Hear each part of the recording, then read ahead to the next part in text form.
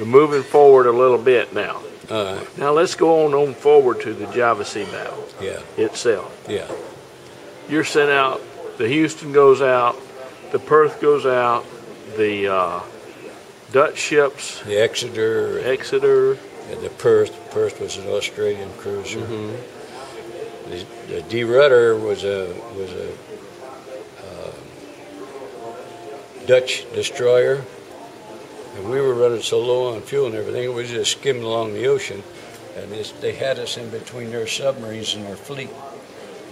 And this submarine fired a torpedo, went right underneath us and hit this Dutch ship in the middle and sunk it. Went right smack under our ship, and she was running alongside of us there. There went the Dutch D. Rudder. Anyway, we made what they had us do is go up and lay down the smoke screen and fire torpedoes on one side, go up and turn around and lay another smoke screen and let our other torpedoes go. I don't know if they ever hit anything, but we fired them all. We were out of torpedoes.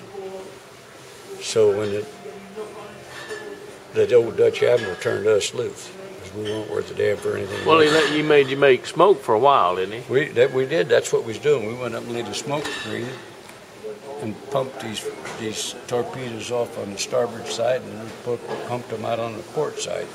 You were in between the two fleets, right? Yeah. The cruisers, for our cruisers, were on your left.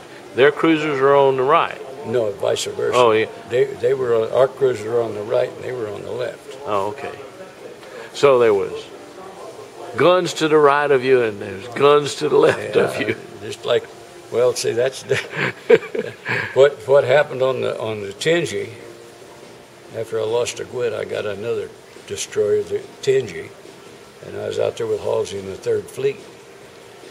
And these Japs had come in, and they didn't want us. They'd get down where they use us for a shield, hop over us, and try to go after the cruisers and the battle wagons, and they wanted the aircraft carriers.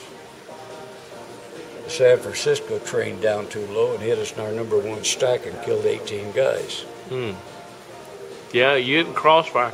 You were in bad shape. So, same thing could have happened in WWII, but they were firing over you, or yeah. It was lucky they got over us. What really, when you go into the other islands there, and we'd go up, like in Guam and the rest of them, we'd be right up by the shoreline firing. Battle wagons, you couldn't even see them. You could go over the horizon lobbing those big ones. But when they come over, it sounded like a freight train going over. So the idea here is the little guys, like the four-pipers, go in close. We're in close.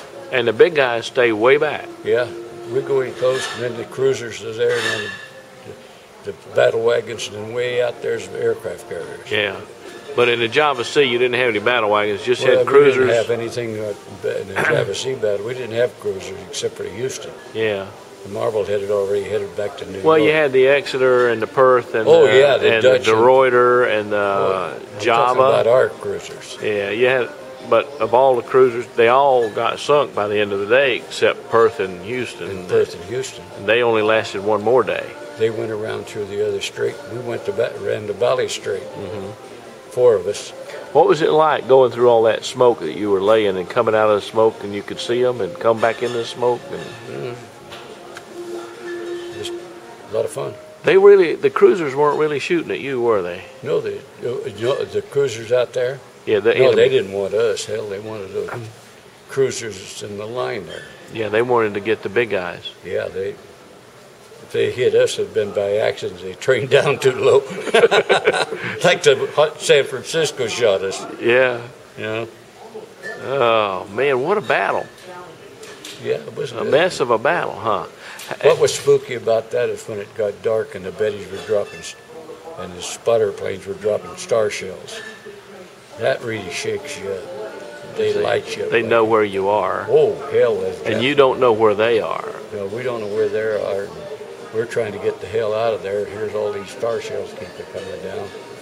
I was hoping they didn't think we was a Marblehead again. But the 4 of us made it back to Sarabaya and took on fuel, and they said every man for himself. The Dutchman turned us loose. So the 4 of us ran the Valley Straits, and when we're going through the straits, there's a big full moon over Valley, and destroyers, I think it was 2 or 3 Jap destroyers came out after us. And the skippers had it all set up. They trained the torpedo tubes out there and fired the torpedoes? They didn't have torpedoes. They fired the chargers and sent the torpedoes out. Oh, just to charge without the torpedoes? Yeah, and just the to fool. Jap saw all those flashes and thought it was about 40 torpedoes coming his way, and he made a U-turn and hauled ass in the direction. he wasn't going to fool around there. Well, it was a good joke, huh? Boy, you didn't have any ammunition, may as well fire blanks. Yeah, they fired blanks and scared him, and so all 3 of them turned around. By the time they figured out what was going on, we got lucky and got into a big thunderstorm, and we just went from storm to storm, and these Japs were all over the Indian Ocean trying to find us. They thought they had us all cooped in. That's when they got the Langley and the Pecos. Well, they were all south of Java. Had you come back south by that time? Yeah, we'd gone through it. You had, yeah. Yeah, we made it to Fremantle, the 4 of us. Just pure luck. Dumb luck. Man, because they cleaned up everybody else. Yeah, I know it. That's when they got Kelly's grandpa. Yeah, got the Edsel and the Pillsbury. Yeah. And Langley. Pecos and the Langley. Pecos. Yeah. Oh, they were thicker than hell out there. How they missed us, I don't know. But if their spotter planes had seen us, they'd have got us. But you stayed in the thunderstorms. It's hard for a spotter to find you. All those storms, we were lucky. Yeah. Oh, man. God was keeping a cloud over us. Yeah. Ugh. And we got into Fremantle, and boy, that was good duty. Got down there where there were some white women. Take a beer. They looked like they were, you know, when you first come out of there, those white women all looked anemic. Mm-hmm. The longer you stay out there, the lighter they get. Yeah.